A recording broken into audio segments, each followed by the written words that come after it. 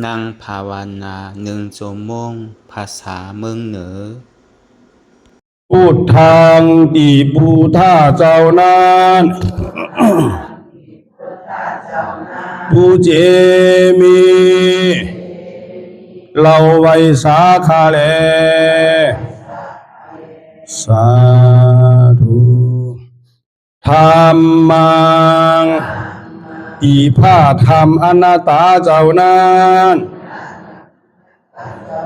ผู้เจมีเราไว้สาขาแลสาธุสังฆังอีพระอริยสังฆาเจ้านั้นผู้เจมีเราไว้สาขาแลสาธุ10ต่อไปนี้รวมตีบรวมตานขันธ์ธาตุตังหาผ้าการคาอิมังอาตาภาวังพุทธัสสะปาฏิจจสามิขันธ์ธาตุตังหาอัญจิวาสามุตติวัญญัตินีข้าขอน้อมถ่ายตานคือเก่พระพุทธเจ้าข้าเลอิมังอาตาภาวังธรรมัสสะปาฏิจจสามิขันธ์ธาตุตังหาอัญจิวาสมุตติวัญญัตินีข้าขอน้อมถ่ายตานคือเก่พระสาธรรมเจ้าข้าแลอิมังอาตาภาวังสังฆัสสะปาฏิจจสามิขันธ์ธาตุตังหาอัญจิวาสมุตติวัญญัตินีข้าขอน้อมถ่ายตานคือเก่พระอริยสังฆาเจ้าข้าแลอธิษฐานปฏิวัติภาวนาหาหันตัดถึงอนัตตาอาหังพันเตอานิจจาวิปัสสนาทุกขาวิปัสสนาอนัตตาวิปัสสนากัมมฐานังยาจามิอาติธามิจักภาวันนาเอกธาตุจักภาวันนาวัดนี้ขอหือพีติสามาธิเจ้าจุงมาวังเกิดเกคาเลอันว่ากายาลุปคานีอันกว้างศอกยาววานาคืบนิ้วเต่ามีธาตุตั้งสีจุงมาผ้ากอบรวยการจังเป็นกายาลูปนี้อาทิอิมาสมิงกายปะทาวิธาตุอาโภธาตุเตโชธาตุวายโยธาตุยาจามิอาติธามิกวมโหนบลงสมมาพระอริยเปียเจ้าทุกพระวงคาพระอริยเจ้ากูเจ้าคา ในยามเมื่อไหนก็ดี อันคาเราเบาลู่เสแลในคำหลวงสามประการหนึ่งไลละนึกผิดสองไลอุจาผิดสามไลกาตามผิดมาตั้งหลายมนเจอนานตีพระอริยเจ้าตนไลตนหนึ่งก็ดีอาติตะป้นมาก็ดีปัจจุบันหน้าเมื่อเหลียวก็ดีขอหือต่างเจ้าตั้งตัวพระอริยเจ้าตั้งหลายมนคามาลาลดปดพงตัวสานุโตโลดอาโหสิกรรมว่าหือเป็นปาปาทาน 热爱者府也蓝牙模式 อันจังเป็นโอมทลายเฮหับตับมักผลนิพพานอันจักเกิดขึ้นมาไปนานานอย่ากาดอย่ากาเสกรรมรวยเตอมันเอากำมังวาสีกำมังกายกำมังแสงของรูปเด่นที่แต่อุตสาห์เป็นแต่การทำที่ที่มาดีต้นตัวสาวตั้งหลังพอดีเหมือนเดี๋ยวนี้ก็ดีกว่าโคสังเป็นนั้นได้ธรรมะปณิปานสาวไหวแสทานานเสภาวัตระปัญญาได้เป็นได้ธรรมะปณิปานตอนนี้ไปวัดตามมนาคือสมณานทุกข้าวทุกข้าเป็นอนาตาอนาตาตาแปดตาที่ชีวิตสิกิสักเกียสันในพวกสิ่งที่หายไปในภาวะสัญญาแผงมันกูเจ้ากูตนกูปากูก็บุคคลเสกรรมโดยเถิด สาธุสาธุสาธุ đang sư tề này có ở hao đằng khá cải cụt khá quá thắt đằng khá sai có nàyใจkhá sai thắt đằng khá quá này có này มือสองของต่างไว้เด้อตาเฮาไว้ตัวซื่อๆอย่าไปเคียงปนแล้วก็อย่าไปหย่อนย่างปนเพื่อเอาไหนก็คือเฮาหลับหูเนิบเปิดหูอย่างปัญญา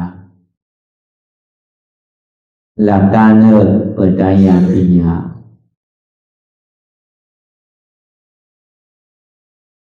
อยากเยี่ยมตัวตีใจอนุนั้นอะไรเสียนันเตียนมันเกิดขึ้นเป็นมานั่นไหนก็คือเฮาหมอวางเป็นอนัตตาไง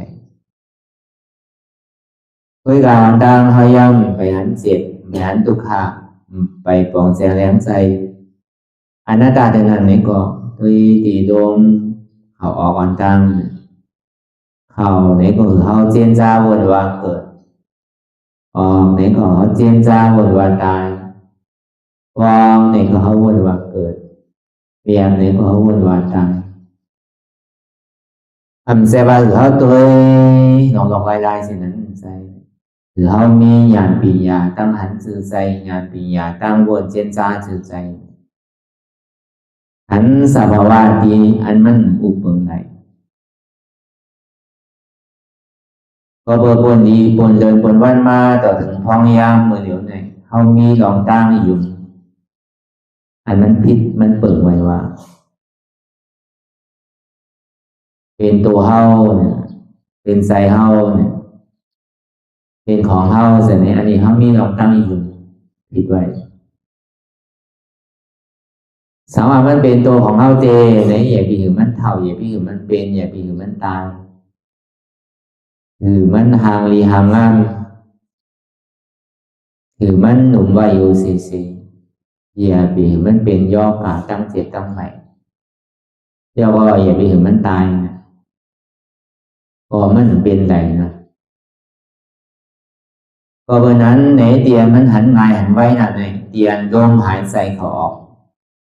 เขาเย้าออกอมไหลออกเย้าเขาอมไหลกองย่อมเบียบอมไหลเบียบย่อมป้องขึ้นในอมไหลเขาเย้าในป้องมันออกในก็ตายออกเย้าเขาขึ้นในก็ตายกองย่อมเบียบในก็ตายเบียบย่อมป้องขึ้นในก็ตาย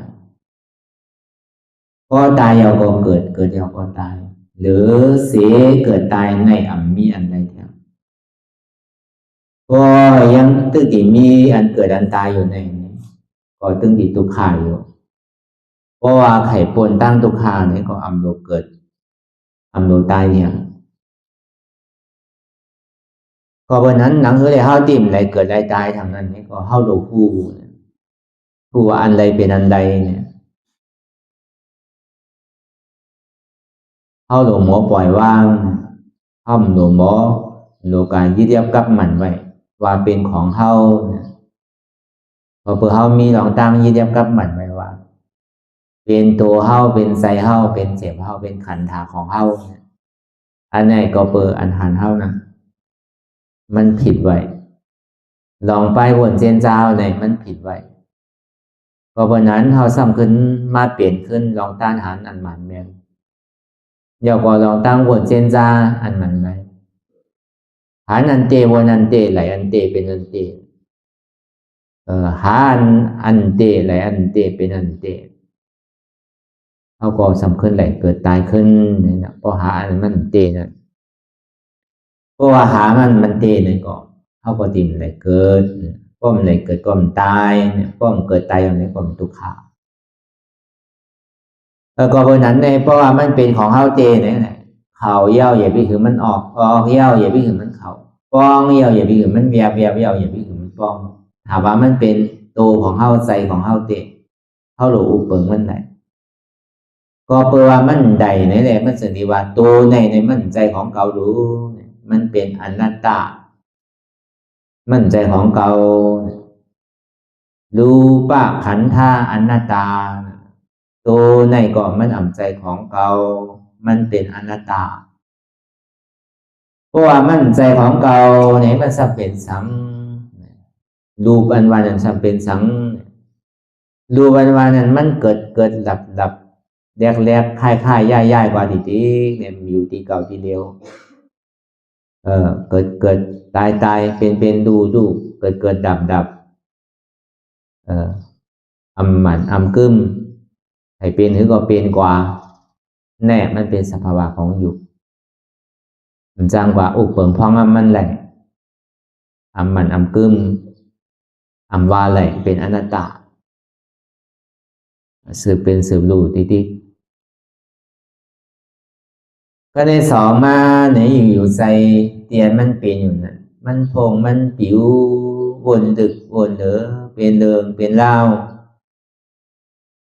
งุนงิดอยู่หยาบขึ้นขั้นหันใจขี่ใจอ่ำดีใจหุกใจหายใจห่อนใจใหม่วนเจนจ้าหลงก้นก่อนไหนวนเจนจ้าหลงก้นก่อนนั้นวนเจนจ้าหลงก้นhơnนั้นวนเจนจ้าหลงก้นhơn nàyวนเจนจ้าหลงก้นหวานในหวานหนาเมืองในเมืองหนาขวาพอจอดพอเสียงการในก็คือเฮาผู้หันตั้นจอมตีแจนมันเป็นอยู่เมื่อเดี๋ยวในใส่เฮายังดึกวนกว่าตั้งหลังอยู่ตั้งหลังเตียนมันวนยาวเมาขึ้นได้เฮาเห็นหายเห็นดี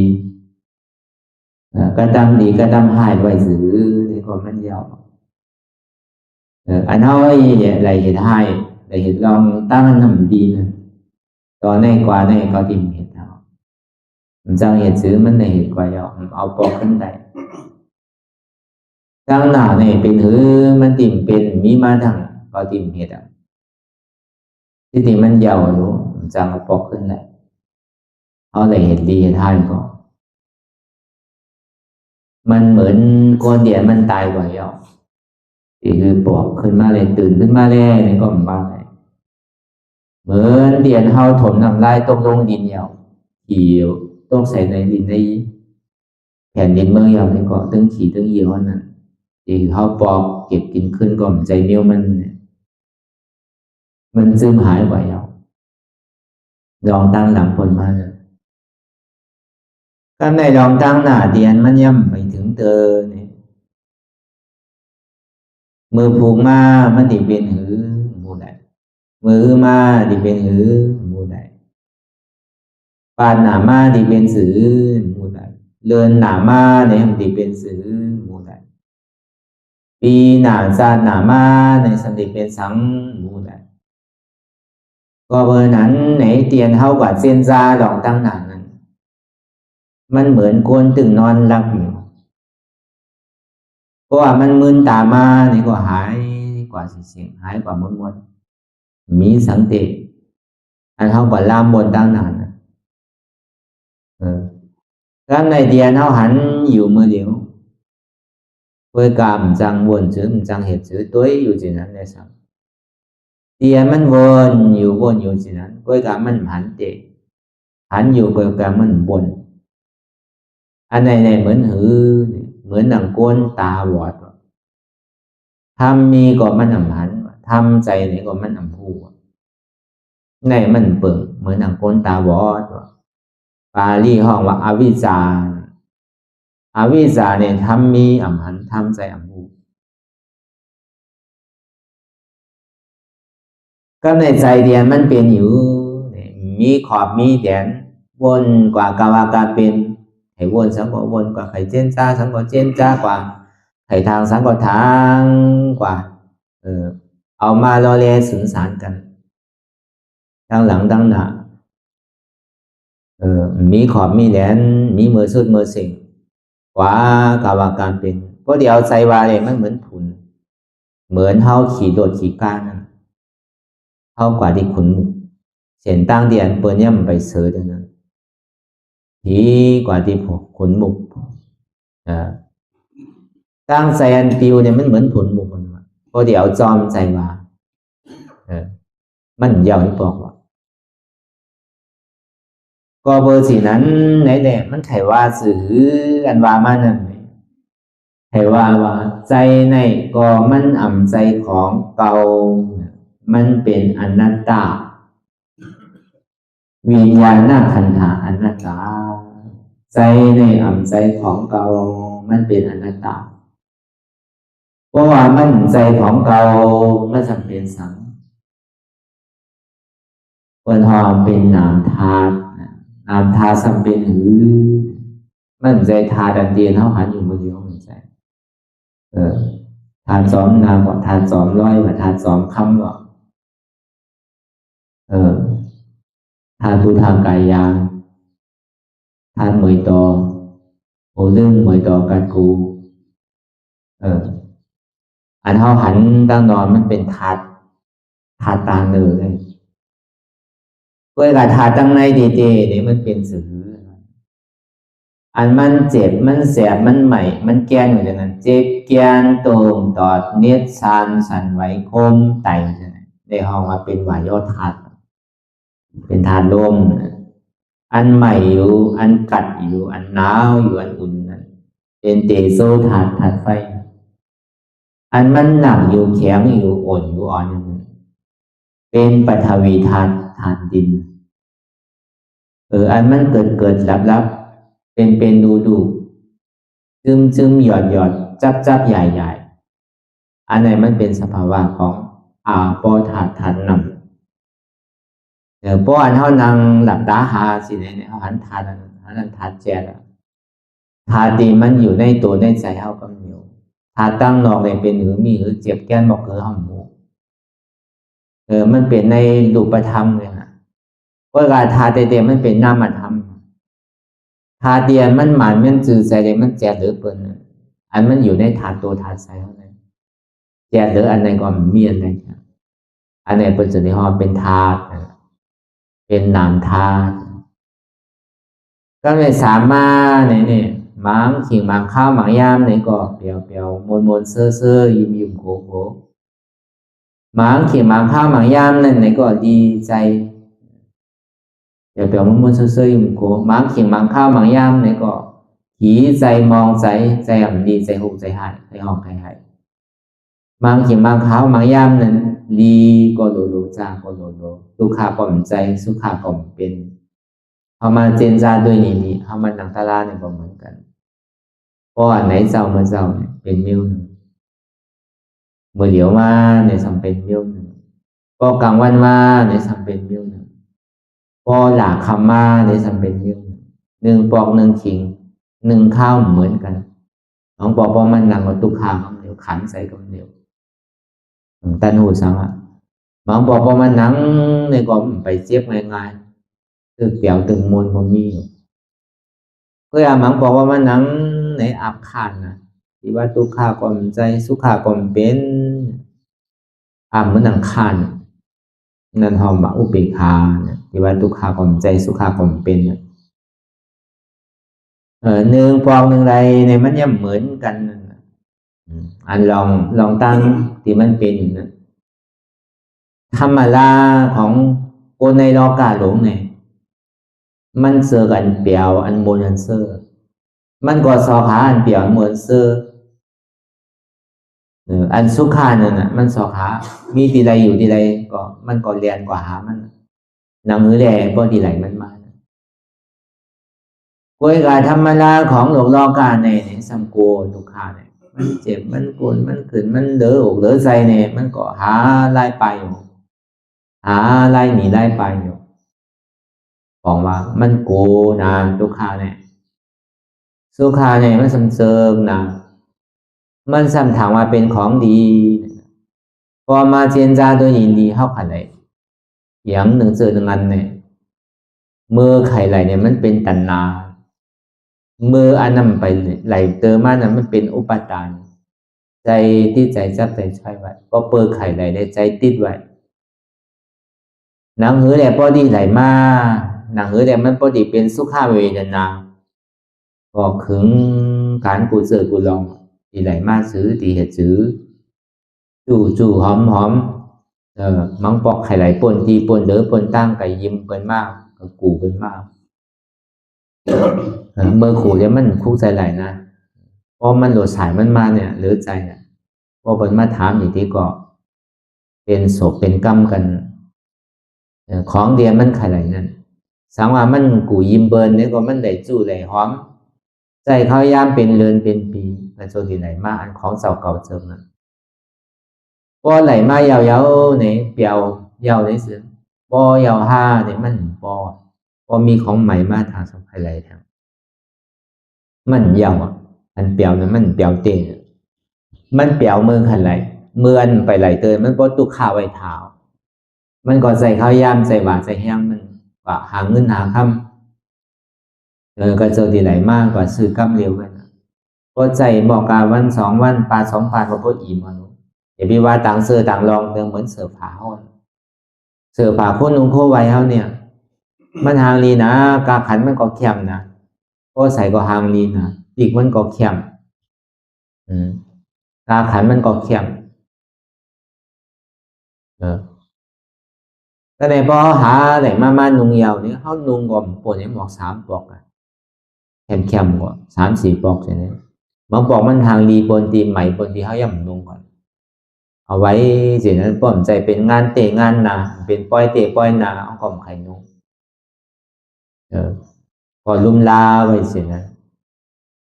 ที่ว่ามันเจอหนาไหนหืนนุ่งกูวันก็ซ้ำไหลเปิดสันติว่าเขามีเสือผ่าซ้ำพวกอันใหม่มาถังไหนก็ซ้ำตัวหาซื้อทาง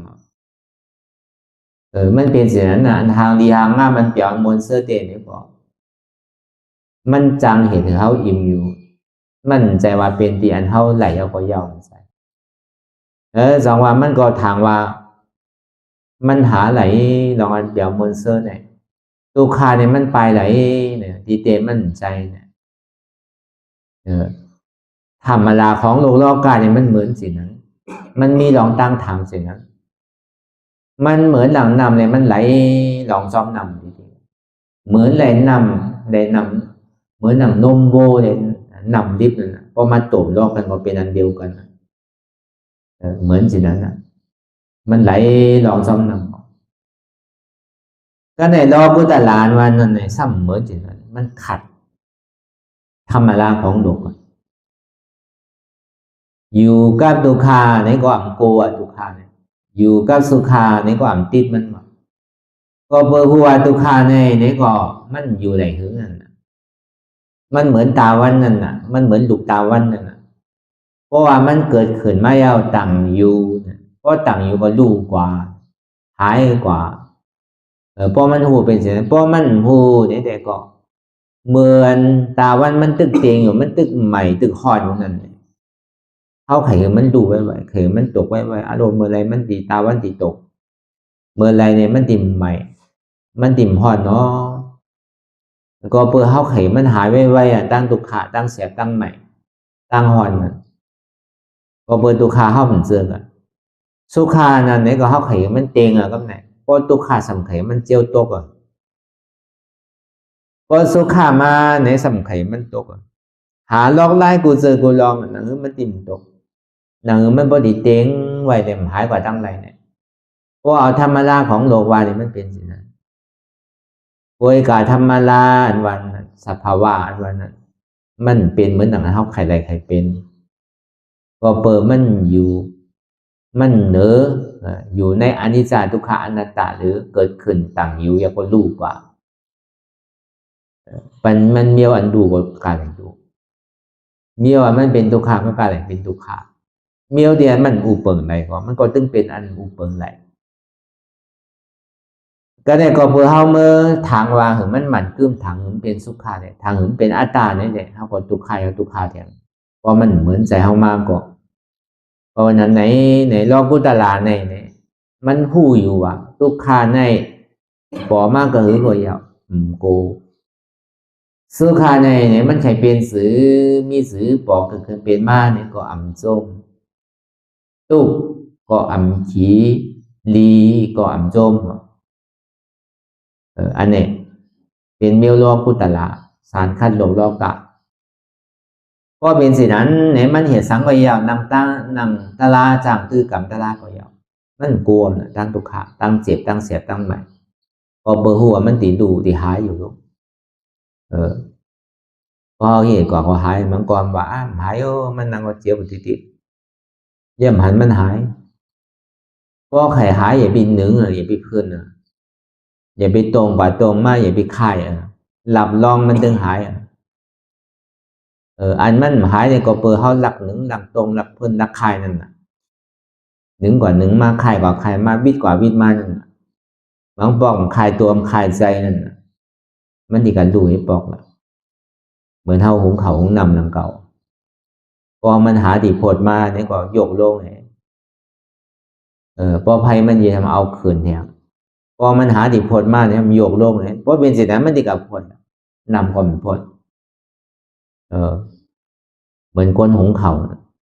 ลมแหงไฟดุกเขาซุกนำแหงลมแหงไฟดุกดินแข็งนำแหงเอาลมเป่าเดี๋ยวก็ไฟมันดุกเดี๋ยวก็หุงเขาไว้เอานำใส่ถึงเป็นสารอยู่ถึงเป็นนำลิบอยู่เพราะว่าไฟดุกมาอย่างนำเนี่ยมันก็ก่อยพดมากครับเนี่ยเพราะว่ามันพดมาเนี่ยพอเขาหยกโล่งนี่ก็เขาก็เตากว่าเตาไม้พอนำมันแห้งเขาก็ซุกลมเพียงไฟลุกเขาซุกนำแห้งมันก็เหมือนสิ่งนั้นนังเกาเสียบแดนตุกขานะพอเขาตัวกว่าที่เข้าเพิ่นนึงก็หายนังเกาอันเจ็บตุกขานั้นหายนังเกาอันมันหายเนี่ยก็เพื่อเขายกลงที่มันไหลกินนี่บอกเขาสู้กันมันมันตึกเป็นสารมันอยู่ที่มันดีกัดได้จิ้มตัวอายาสารมันนี่บอกกันละจามตัวอย่างพวกไข่หูดับรองมันตึงหายอันเจ็บในตุกขาเนี่ยอันหนึ่งก็อันหนึ่งที่หันกำเร็ว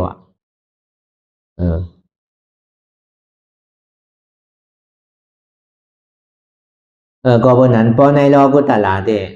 ลองอันเท่าไหร่มาตื้อกรรมในปฐมโลกุตละบ่นั่งหือเจ็บเกิดนั่งหือทุกข์เกิดเจ็บมันเกิดขึ้นมาเนี่ยก็มันใจเก่าทุกข์มันปอกเกิดขึ้นเป็นมาเนี่ยก็มันใจเก่ามันเป็นอนัตตาอำใจตัวเก่าใจเก่าเจ็บเก่าเพราะว่ามันใจเจ็บเก่าสัมเป็นสังเป็นเวทนาธาตุเวทนาธาตุเนี่ยมันเป็นทุกขเวทนาสุขเวทนาอุเบกขาเวทนาอันที่เขาว่ามามันเศร้าก็เปิดปึงยิงเหลือเสรูปธาตุและนามธาตุมันจะได้เกิดเป็นเวทนาอันมันหันง่ายนั่นทุกขเวทนา อันเจ็บอันเสียบอันใหม่อันแก่หน่อยสักหน่อยอันนั้นเรียกว่าทุกขเวทนาพอมันหันเจ็บหันเสียบหันใหม่หันแก่ยาวเนี่ยก็หันทุกขายาวเนี่ยก็เบอร์สังเลยมันเป็นสิ่งไหนก็เบอร์มันมีเหตุมันมีอาจองมันอันเนี้ยมันเข้ามาในธรรมธาตุครับเนี่ยมันเข้ามาในธาตุตละก็หูจักเหตุทางเงาอาจองมันหาเหตุทางเงาอาจองมันก็เหตุทางเงาอาจองมันเนี่ยก็เบอร์มีดองตั้งยุมคิดไว้แหละอัตตาได้ที่วิจิกิจฉาตัวนั้นยุมว่าเป็นหัวเป็นขาเป็นมือเป็นตัวเป็นใจเป็นเจ็ดอันเนี้ยตั้งยุมพิษอันเนี้ยมันเป็นตัวอัตตาได้ที่วิจิกิจฉาออกมาตัวสมุทัยเสจาพอหันยาวนี่ก็เอามรรคเสจานั้นเอาออกมีหัวมีขามีมือมีตัวมีใจมีเจ็บมันเป็นอนัตตา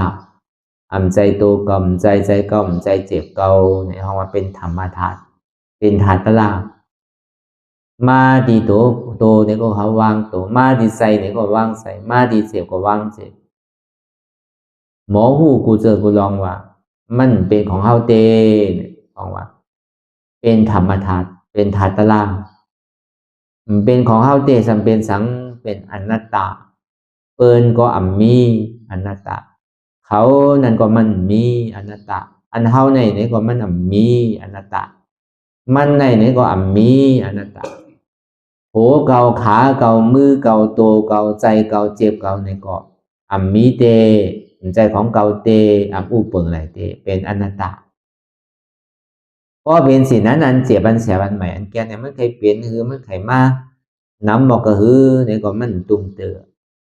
ก็เบอร์มันเป็นน้ำมันอันเฮาคือขี้กาอยู่แหละมันเป็นน้ำมันมันแก่น่ะตัวเฮาเนี่ยก็มันเหมือนตัวกาแก่น่ะน้ำเจ็บนั่นก็เหมือนน้ำมันแก่น่ะใจนั่นก็เหมือนก้นหอมมันนั่นตั้งหันหมานเมียในตั้งวนหมานเมียเนี่ยเหมือนหนังก้นโดยเสียนตั้งถูกดีเกิดนะถูกดีกว่าทางเนี้ยถูกดีเหยียบไว้เหยียบเทิงนะนี่ก็เป็นตัวสัมมาทิฏฐิสัมมาสังกัปปะตัวปัญญาเป็นก่อเหตุการณ์เพราะเหตุเสียไหนกว่าดีติ๊กเนี่ยก็มันดีตกวันหนึ่งเจ้าเหตุตัวขามันน่ะพอมันตกยาวนี่ก็แคมตัวขาก็เสียงเจ็บก็เสียงอัตตาก็ตกไปแล้วแหละผลอันโจสุขาของอันนิพพานเตียนเป็นนิสะสันติสุขาอมตะธาตุนั้นก็เกิดขึ้นมาแต้นน้ำเหนียวก็เลยหาป่วยนิพพานสื่อนาตันตากำเหนียวนี่เขาเป็นพระราชสมาบาทเนี่ยเป่าเบาเย็นมนโจมเสื้อนอนรับเป่าไว้เบาไว้ตัวก็เบาใจก็เบาตัวก็เป่าใจก็เป่าตั้งบนก็เป่ามีใจสุขสักสังเย็นชิวๆไว้มันใจเย็นเหมือนหนังร่มท้องใจมันเย็นตัวเย็นใจในห้องเย็นมนโจมเซ่ออยู่มนโจมเซ่อตังเบี้ยวใจเนี่ยมนโจมเซ่อเตียมันได้หับผู้อยู่พองยามมือเหลียวเนี่ยมันจะว่ามนโจมเซ่อจอมตังเซ่อตังรองใจมนโจมเซ่อที่ทำที่มันได้หับเลยผู้มือเหลียวตาหลับตานอนของมันมีหอนอนหลับบ่มีตาหลับตานอนก็เฮ้ยทำก็บ่อิ่มอ่ะบ่ได้หลับUHF 连接成功ก็บางสิ่งนั้นในอันนี้ก็เขาปองเสียงเรียงใส่ในการเตียนเขาคือปฏิวัติกันนั้นก็เหมือนเท่าว่ามาเมืองเศร้าพอเขาหูดีป้องที่เปียวมันเตะเนี่ยก็การนั้นเหตุการณ์ตลาเนี่ยก็มันใจว่าเป็นอันหยาบสังก็สำคัญมาโดยในตัวในใจเขาวนหาในตัวในใจที่มันเป็นตัวทุกข้าเสียสารนั่นมันเป็นเจ็บแก้นตรงตอดเนตรสารสันไว้โค้มไต่ไม้กระดอนแข็งสู้ตุ่มซาบใหญ่ซึ่งจะเป็นตัวเกิดตายซะนั้นเป็นตัวทุกข้าหันธาในเป็นตัวทุกข้าเสียสารสมุทัยเสียสารในก็เปิดมีหัวมีขามีมือมีตัวมีใจก็เปิดเขามีหลงตั้งอยู่มีหัวมีขามีมือมีตัวมีใจมีเจ็บอัตตาอยู่มามีหัวมีขามีมือมีตัวมีใจมีเจ็บอัตตาหนึ่งก็ยึดยับกับมันไว้ว่าเป็นหัวเกาขาเกามือเกาตัวเกาใจเกาเจ็บเกาอันนี้มันเป็นตัวสมุทัยเสียสาร มากาเสียสาสมัมมีหัวมีคำมีมือมีตัวมีใจมีเจ็บใจหัวกอมใจขากอมใจมือกอมใจตัวกอมใจกอมใจเจ็บกอมเอามากาเสียสานั้นก็เป็นสมุทัยเสียสาเอาอนัตตานั้นก็เป็นอัตตาอัตตานั้นมันเป็นเหตุทุกขะอนัตตาสัมเป็นเหตุสุขะอย่างที่มันปอเกิดขึ้นเป็นมานั่นนี่ก็เขาก็วนวางมาอ๋ออนัตตาเจ็บนี่ก็อนัตตาแสบนี่ก็อนัตตาดิมพันตอดแต่งนี่ก็อ๋ออนัตตาว่าได้ตัวนี่ก็อัมอุปเปิงไหลอนัตตาใจนี่ก็อัมอุปเปิงไหลอนัตตาเจ็บนี่ก็อัมอุปเปิงไหลอนัตตาก็เหตุสิไหนกว่าเนาะธรรมมีนี่ก็คือเขาพอหันทุกขะทำใจนี่ก็คือเขาพอรู้ว่าทุกขาเนี่ยเป็นอนัตตาทำมีหันเจ็บทำใจรู้ว่าเจ็บเนี่ยเป็นอนัตตาหันอยู่หู้อยู่มีอยู่ใจเก่าเป็นอนัตตาหันเจ็บหู้เจ็บมีเจ็บภาพเจ็บในใจเก่าอนัตตาหันทุกขาหู้ทุกขามีทุกขาภาพเอาทุกขาวางทุกขาเป็นอนัตตาอันนี้ก็คือเขาวนเส้นใจยาวๆพยายามหึงอย่าพิว่าไว้ปนอย่าพิว่าเทิงปนเตียเท่าหันเตียนเท่าวนหึงมันพอเพียงกันวนต่อถึงเจ็บนั้นพอสุดวนต่อถึงทุกขานั้นพอสุดถ้าต่อถึงอัตตานั้นพอตกพุทขาดกว่าอันใดที่มันพูดบอกเกิดขึ้นเป็นมานั่นนี่ก็คือเฮาพอหมอวนวางเตียตัดเป็นอนัตตาไหล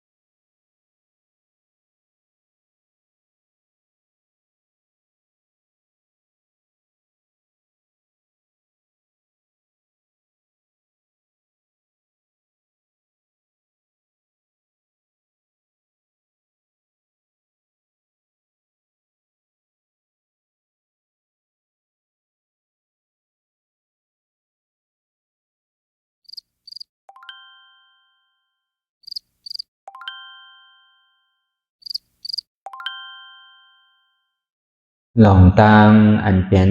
อยู่ทุกสื่อทุกอย่างอย่าคลองคำไว้ที่ใส่หูพอถอนออกที่ใส่หูมันออกเสียงก่อนสภาวะไหนก็ดีหลองตังอันไหนก็ดีอันเกิดขึ้นมาที่โตที่ใสที่เสียบฉะนั้นพอถอนออกที่ใส่หูมันออกเสียงสภาวะอยู่ถักสี่ประการเสื้อนั้นแจบแกนโต้งตอดนิดสานสันไหวคอมไปไม่กระดอนแข็งสู้ตุ่มซับยายซึมหยอดเกิดลับสภาวะอยู่ถักสี่ประการเสื้อนั้นตีหนามถัดไปหูจักตีอัตตาไปยึดไว้ว่ามีโตมีใสมีเจ็บฉะนั้นเขาหมอวางเป็นอนัตตาไหลลองใส่อันโค้งผิวอยู่อันเฮาวันดึกว่นเหลืออยู่เป็นเรื่องเป็นราวอยู่สนั่นสั่งเฮาถอดถอนออกปีใส่หูมันออกเสียงก่อนยอมกึดยอมออกยอมลงอันเฮ็ดให้เฮายินดียินให้ส่วนนั้นอารมณ์เสื่อถึงใจถึงขอไว้มันยึดไว้มันเป็นทุกข์นั้นปล่อยวางออกที่ใจหูมันออกเสียงก่อนลองเจอเปลี่ยนทุกข์เลยลองย้อนถึงใสหลายๆอย่างอันเกิดขึ้นมาตีโตตีใสตีเสียบฉะนั้นปล่อยวางยาวเสียก่อนก่อยค่ายย่ายลายหนึ่งขึ้นพอยาวนี้ก็ค่อยเปิดตามึนตาลอยนี่เป็นการปฏิวัติธรรมค้นหายอดธรรมมันเกิดขึ้นดีโตดีใสดีเจ็บบอกอันค้นหาเหตุหักเงาจองทุกขาตรงนั้นต่อจากนี้ไปนี่ก็เฮาก็ที่ได้ส่งเมตตาถึงสรรพสัตว์ต่างหลายก่อนสาธุสาธุสาธุ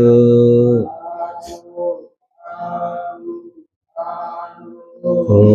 ฆ่าต่างหลายขอเชิญเอาอย่างเทศานาวุญ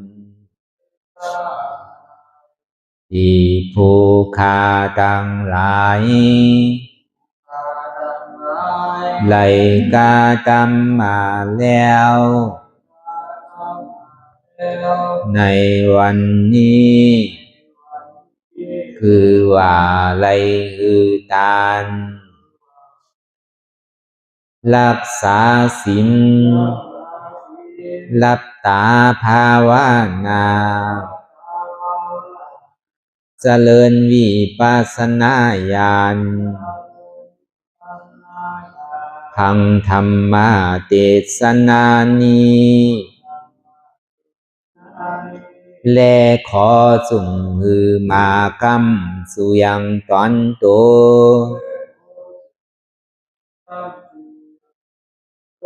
แห่งผู้ฆ่าตั้งหลายมนคือไล่รับความสุข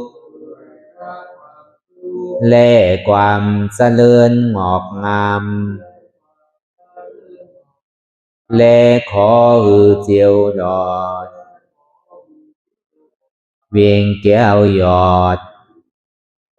อมาตามหาเนรปานในอนาคตกาลาอันจักมาวันปลายนานั้นแก่ผู้ฆ่าทั้งหลายมนทุกตอนทุกอ่องทุกผู้ทุกคนและเตือแทงผ้ากันหนึ่งผู้ฆ่าทั้งหลายมนข ขออุทิศนาบุญทั้งหลายมวลผุงนี้ไปแผ่พายถึงเทวาวุตเทวาดาพญาอินทร์พญาพรหมพญายมมาราชพูดหนักน้ำไอโซนนางธรณีและสรรพสัตว์ทั้งหลายและหมู่ชยาข้าคุณทั้งหลายมวลอันไหลอานิสากรรมไปสู่ปาลาโลกปลายนานั้นขอส่งโจรกันมาสาธุอนุโมทนาจอมจนยินดีแล้ว